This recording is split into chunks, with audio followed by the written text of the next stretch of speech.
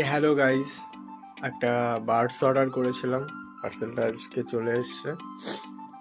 Oppo Enco Buds 2।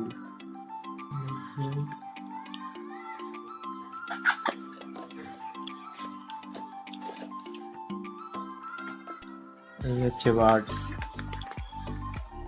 ও, premium look.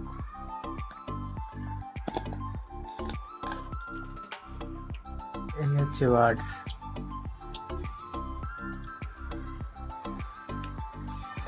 কেমন হয়েছে অবশ্যই কমেন্ট করো সকলে।